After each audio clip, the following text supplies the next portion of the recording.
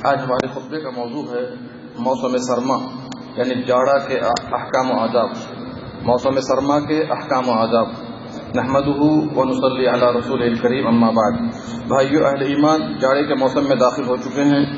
آئیں اس موسم سے متعلق چند اہم اسباق لے لیں۔ پہلا سبق، جاڑا اور انسان کی عمر۔ اس سال ہم لوگوں نے جاڑے کا موسم پایا، بہت سے لوگ نہ پا سکے اور دنیا سے رخصت ہو گئے۔ زندگی کے جو لمحات و ایام ہم گزار رہے ہیں وہ ہمارے حق میں شہادت دیں گے یا ہمارے خلاف گواہی دیں گے۔ ہر اہل ایمان اپنا اپنا محاسبہ کرے کہ تو شاید آخرت میں کوتاہی تو نہیں کر رہا ہے، جبکہ اللہ سے اس کی ملاقات ہونے والی ہے۔ اصل کامیابی جنت کی کامیابی ہے، اس کے لیے تگ و دو کرتے رہیں۔ دوسرا سبق، جاڑے میں سلامتی عقیدہ۔ سچا مسلمان بے عیب دل رکھتا ہے۔ جب جاڑے میں بارش ہوتا دیکھے تو کہے جیسا کہ ہمارے نبی محمد صلی اللہ علیہ وسلم نے فرمایا، مطرنا بفضل اللہ ورحمتہ، اللہ کے فضل و رحمت سے بارش ہوئی ہے۔ یہ کہنے میں واضح دلیل ہے کہ اس کا دل شرک سے پاک ہے۔ اگر دل شرک سے آلودہ ہو تو کہنے والے کہہ دیتے ہیں کہ فلاں ستارہ یا فلاں سبب سے بارش ہوئی ہے۔ اگر کسی سے ایسی غلطی ہو جائے تو توبہ و استغفار کرے اور اس فضل و نعمت اور تمام نعمتوں کو اللہ ہی کی طرف منسوب کرے۔ تیسرا سبق، سردی اللہ کی عظیم نشانی ہے۔ آج ہم سردی کا زیادہ احساس نہیں کر پاتے کیونکہ ہمارے پاس گرم اے سی، ہیٹر، کمبل، جیکٹ اور کوٹ وغیرہ اللہ کی طرف سے مہیا ہے۔ کیا ہم نے اللہ کی نعمتوں پر غور کیا اور شکر بجا لائے؟ کیا ہم نے ان غریب و محتاج بھائیوں پر خرچ کیا جن کے پاس سردی سے بچاؤ کے لیے کچھ بھی نہیں؟ وہ آسمان کو جیکٹ اور زمین کو کمبل بناتے ہیں۔ ایسے بھائیوں کو تلاش کریں اور سردی سے بچاؤ کا سامان مہیا کریں تاکہ اللہ آپ پر مزید نعمتوں کی بارش برسائے اور موجودہ نعمتیں برقرار رکھے۔ اللہ کے بندو، سردی ہمیں جہنم کی سخت سردی کی یاد دلاتی ہے۔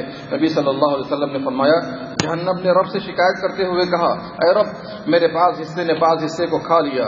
تو رب العالمین نے اسے 2 بار سانس لینے کا حکم دیا، یعنی سال میں، ایک سانس جاڑے میں اور ایک سانس گرمی میں۔ تم لوگ کڑاکی کی سردی محسوس کرتے ہو جہنم کی سردی کے سبب، اور تپش والی گرمی محسوس کرتے ہو اس کی شدید گرمی کے سبب۔ رواہ البخاری و مسلم۔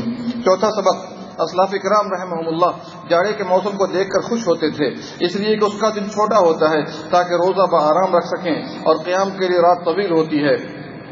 عمر فاروق رضی اللہ عنہ فرماتے ہیں، جاڑا عبادت گزاروں کے لیے مال غنیمت ہے۔ حسن بصری نے فرمایا، مومن کے لیے کیا ہی بہتر زمانہ جاڑا ہے، اس کی رات لمبی ہے تاکہ قیام کر سکے اور دن مختصر ہے تاکہ روزہ رکھ سکے۔ ہم سب اس موسم کو غنیمت سمجھیں۔ پانچواں سبق، جاڑے میں آگ اور ہیٹر کا استعمال۔ اللہ کی طرف سے ایک بڑی نعمت آگ بھی ہے جس کے ذریعے ہم سردی کی ٹھنڈک کو کم کرتے ہیں اور کھانا پکاتے ہیں۔ اہل ایمان کو چاہیے کہ وہ ہیٹر اور آگ جلتے ہوئے چھوڑ کر نہ سوئیں ورنہ نقصان میں پڑنے کا اندیشہ ہے۔ بخاری و مسلم میں نبی صلی اللہ علیہ وسلم کا فرمان ہے، یہ آگ تمہارا دشمن ہے، جب سونے جاؤ تو اسے بجھا دو۔ چھٹا سبق، سردی میں وضو اور نماز کے احکام۔ واضح رہے کہ زوردار بارش کے سبب نمازیں اکٹھی کی جا سکتی ہیں۔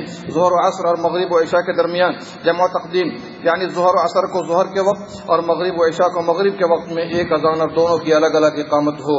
اسی طرح جب بہت زیادہ کیچڑ ہو اور لوگ مشقت میں پڑ گئے ہوں تو بھی جمع کی رخصت ہے، جیسا کہ نبی صلی اللہ علیہ وسلم کے طرز عمل سے ثابت ہے۔ رواہ البخاری والاسرم۔ اسی طرح ابان بن عثمان نے مغرب و عشاء کے مابین بارش کی رات میں جمع کیا۔ ان کے ساتھ کے بعد علماء تابعین کی جماعت تھی، ان کا کوئی مخالف نہ ہوا تو یہ اجماع کی طرح ہو گیا۔ اسی طرح گھروں میں نماز ادا کرنا اس وقت جائز ہے جبکہ زوردار بارش یا تیز آندھی کے سبب سخت سردی ہو جس سے لوگ تکلیف و دشواری کا سامنا کر رہے ہوں، جیسا کہ نبی صلی اللہ علیہ وسلم نے بارش کی رات کو سخت سردی کے سبب فرمایا، گھروں میں نماز ادا کر لو۔